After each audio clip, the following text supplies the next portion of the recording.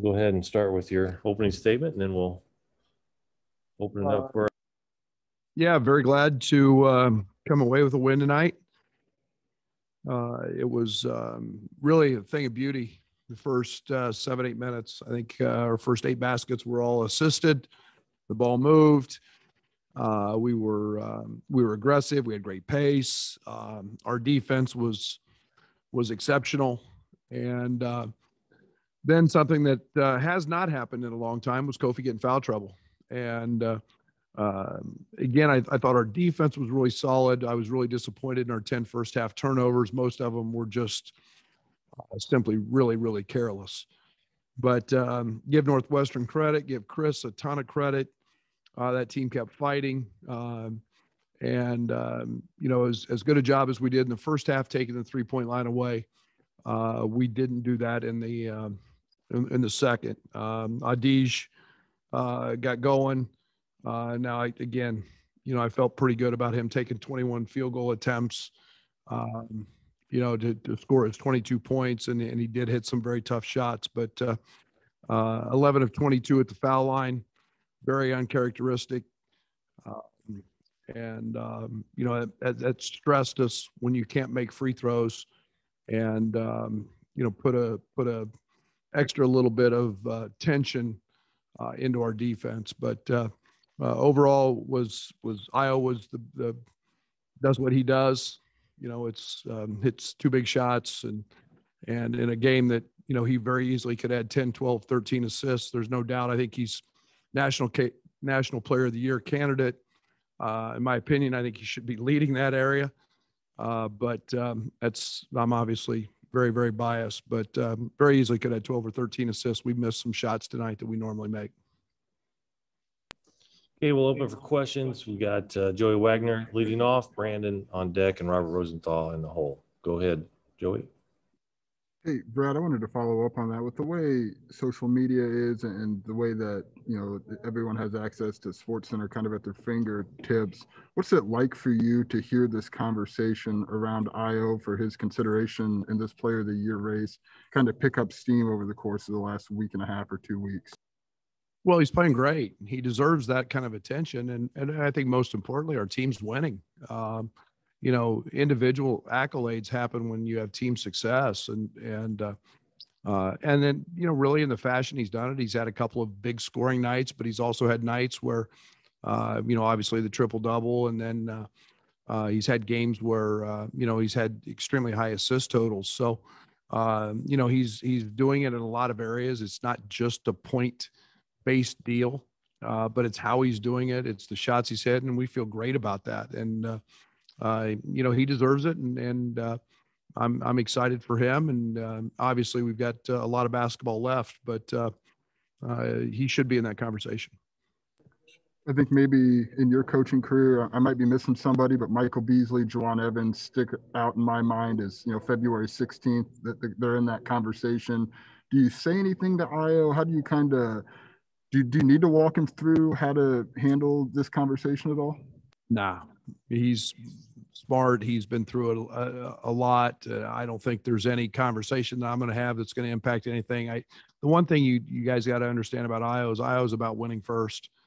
And he's going to do whatever it takes to win and to help us win. So he'll be fine. And right now he's trying to help us, keep moving our team forward and getting better every day. Thank you. Hey, Brandon, you're up. Robert on deck. Go ahead, Brandon. Hey, Brad, DeMonte played most of the minutes at the 4 tonight. What'd you kind of see from him, and why did you give him those responsibilities? Well, again, it was a little bit of strength, a little bit of physicality. They played big to start the game. They played a lot with Nance at the 4 and Young at the 5.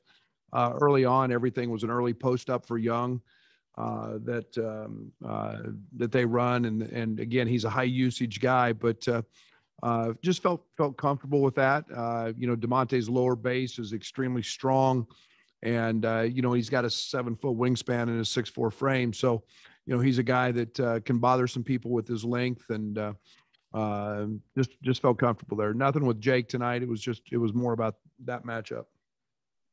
And then, first half, Kofi gets 2 fouls and Georgie steps in and offense doesn't miss a beat. How key is it for you guys to have Georgie provide stability at the 5 when Kofi gets in foul trouble? Yeah, Georgie's huge. And, it's been a long time since Kofi's played in some early foul trouble. And, I'm not afraid to bring him back, with 2, but, we were in a great tempo, and Georgie, really since the Baylor game where Georgie had, 13 or 15 in the first half, reminded me of that. And, our guys know Georgie can really, really score it.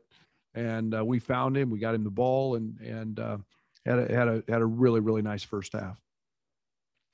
Thanks, Brad. Okay, Robert, you're up, and Shannon Ryan on deck. Coach, in all your years as a head coach or an assistant, have you had a closer like this, someone who can hit shots like that as consistent as Io does? Not as well as he does it, but and it's the way he does it, and I mean, a lot of times it's a 3, it's a, he's done it in so many ways. Michael Beasley was really good too, but Mike didn't step out and shoot a ton of 3s, and it was just done a little bit differently. But Io's the best I've been around. And do you think that's a benefit? I mean, can it be dangerous in the end of a game that everybody just waits for him to do something? No, I think, again, we tried to run a couple little post ups there. I mean, we tried to run different actions to him. And again, I think, the one thing with when Io was passing it, like he was tonight and spraying it around, he's just as lethal with the pass as he is with the shot. And, so you've got to pick your poison, what you want to do with him. And, again, having the ball in his hands is a nice luxury. Thanks. Hey, Derek Piper on deck. Go ahead, Shannon. Okay. Yeah, so Io said something to the effect of, winning close games is kind of like tournament prep, because, there's not just a lot of blowout games in the tournament. Do you look at it that way? Games like Nebraska, like this? Absolutely. And you have to find ways to win. And again, this is grind. This is chiseling us. This is making us a team that's got to find out different ways. It was a night that we didn't shoot the ball well. We missed free throws, and just had a tough go of it at for stretches. And yet you got to find a way to win. And again, Io does what he does, and Kofi had a huge second half, and it was multiple guys stepping up, Io or Ace and Georgie in the first half, and Trent's so solid, and so again, DeMonte and Curbelo with the big play. You've got to find guys who make plays, and especially when times are not going your way.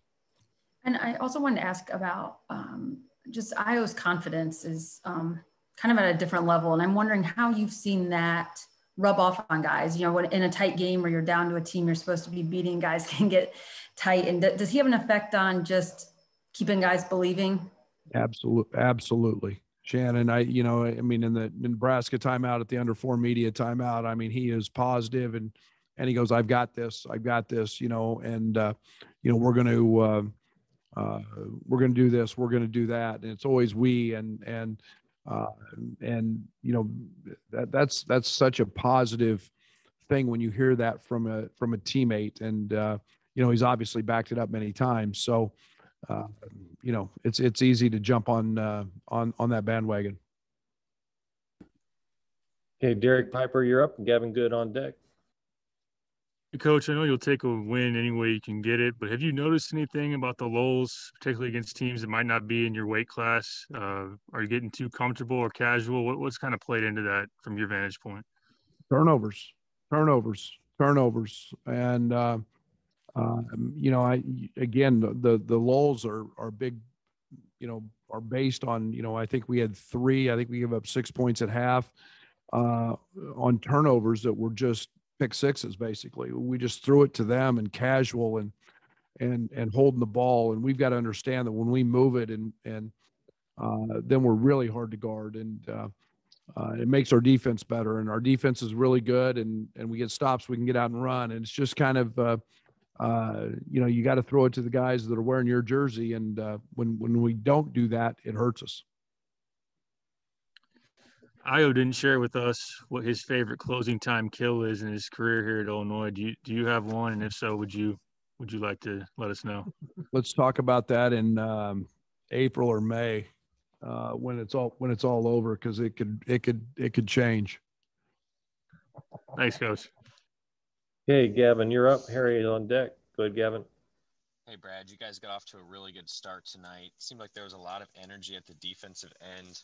And I know you talked about turnovers being a concern, but how do you maintain that energy and that high level performance on defense for the whole game? Yeah, and we've done it at times and been outstanding. And again, I think that's one of the areas that turnovers leads to. And again, it was, you start missing free throws and you start turning the ball over, and it's one thing that stresses your defense a little bit. And we let Adige get comfortable, and that's something that we don't like. And they got a couple easy baskets and got their head up, but again, it all goes hand in hand. It's not just one piece, but we've proven we can really guard at times. Thanks. Okay, Harry, you're up. Scott Ritchie on deck. Hey, Coach. I asked the players as well. I just thought I'd get your opinion on it. You guys are known for, really wanting to get out, push the pace, run the fast break, and kind of get a bucket as quick as possible. And there was a stretch in tonight's game where it was a little bit dicey. You guys almost seemed like you were going too fast, and it led to a couple turnovers and maybe a couple missed opportunities. Do you think there's such a thing as playing too fast, or do you think stretches like that are just kind of a byproduct of having that get out and go mentality? Well, we've played fast for a lot of the season, and most of our turnovers are, I think we had one or two maybe that came in transition, but it's Kofi outletting to DeMonte. We haven't done that all year. We had a couple where Io just kicks the ball off his foot. Those are the ones that I'm talking about. And I can pick on those two guys because they're really good players, but it's just it's not as much about the pace as it is. We do it every day in practice, as it is just the mental focus and sharpness that you have to be a high level team. Just to follow to that, I asked Kofi, but what do you think having a big like him who's so willing to sprint and run the floor both on offense and on defense, what do you think that brings you in terms of an advantage? Because not a lot of bigs are usually matching his energy and getting out and sprinting like that. Yeah, we have two. I don't know if you guys watch Georgie run the floor. When you can rim run and you can put pressure on the front of the rim, that's what our whole transition game is based on. And, when you can get out and make guys have to sprint back and protect and cover the front of the rim, Kofi's elite. Kofi's probably the best rim runner in college basketball, and Georgie would be a close second. But it's what our whole premise of our transition game is about. Thank you, Coach. Congratulations. Thank you. Hey, Scott Ritchie and then Alec on deck. Hey, Brad, with Andre, finishing with 7 rebounds, second on the team, can that be a good thing and maybe a concerning thing at the same time? Yes, both. How so, perhaps? Well, Bello's got a great knack for the ball, and he's got a great nose for it. He finds it. He's got really big hands. He's got really strong hands, and then he's a guy that can track it. But we also can't. I love guards rebounding. I love guards rebounding, and I preach to our team all the time that we are at our best when our guards rebound, because it gets us out and run. We don't have to make an outlet. And, we're at our best when, the night Io had his triple double and had 12, and Curbelo gets those and can push. And, Adam got going the other night and had 7. We need that consistent effort every single night on the glass. And, with Kofi, obviously, his touches will be down because he had to sit or did sit, half of the first half. But would you have liked to see more for him when he kind of got going there after halftime? Well, they did a good job on him. and I thought we missed him multiple times in the zone. Again, maybe we got a little bit tentative in terms of throwing it in there, but again, everybody in the world's trying to stop him from catching the ball. And I thought he did a great job tonight of going and chasing it on the glass and getting some opportunities that way. But we're trying to get it in there every chance we can. To you got a guy shooting close to 80%. It seems like you want to get him as many opportunities as you can. Thank you. Okay, Alec, you're up. Rob on deck. Go to Alec. Hey, Coach. DeMonte, since you moved him out of the starting lineup, you guys haven't lost a game, but focusing on him and what he's been able to provide over the last 2 games, and I guess really since he's been moved out of the starting lineup, how impressed are you with his leadership coming off the bench and everything he's provided since you removed him from the starting 5? Well, it's just been everything you just said. It's been great leadership. It's been a positive for our team. Here's a guy who has 5 assists tonight. Here's a guy that knows exactly when to cut. Bello hits him with the pass. He finishes the layup. He's a guy that can guard bigger guys. But it's his understanding of what our team needs. He's a team first guy, and he was willing, and Jake stepped in and has done a great job and has continued to do a great job. But he gives us a tremendous amount of leadership and understanding and IQ coming off the bench. That's all I've got. Okay, we'll go Rob, and then we'll finish up with Joey.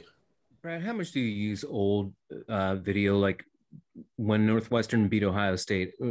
Did you use that sort of stuff for the scout, or is it all recent stuff? No, we go back and I mean, we're usually dialed in on their last 5 games. But we have what we call a frequency snippet of clips of film. We take that, we watch that a lot. It's every play that they've ever run. And then it's, you look through those and you see, okay, this coverage was similar to something we do. And it may work. I did not watch that game in particular. This time I did the first, but did see snippets and clips of what some of those actions. And flipping it around a little bit, do you think they scouted Io effectively? Do you think this is a game that other people will be looking to, or is it too disappointing because he won it again at the end? No, I think everybody's got their own plan. Everybody's personnel is a little bit different. They got out of character a little bit. Northwestern did tonight without Young. They were playing Miller Kopp at the 4. They'd gone really small. I think everybody's got their own deal and is independent. They may see something and say, hey, it kind of worked this time. But, at this point, Io and our coaches, we've seen just about everything somebody can throw at him. Thanks. Okay, we'll wrap up with Joey Wagner. Go ahead, Joey. Hey, Brad, even before COVID kind of shrunk all these circles, Io seemed like very much a practice, game, apartment type of guy. What kind of locked in type mentality do you see out of him in the course of the season? Can you describe that to us? Yeah, he's unique that way. Io's brother goes to grad school here, and Io wouldn't meet with him. He would never see him. Io has literally become that guy. I mean, if there's a choir boy or a picture of how to handle COVID. Now, I hope I'm not jinxing anything, but he's a guy that has handled it almost picture perfect because he doesn't meet with anybody that's not in everyday testing. I'm proud of him for that. But again, he's got to focus. He's not he's not a guy that's out with social habits or anything else. Even when you could be out, that's not him. He's a very driven young man. And he's got kind of a one-track mind when it comes to the game of basketball. Thank you. Thank you, everybody. Appreciate it.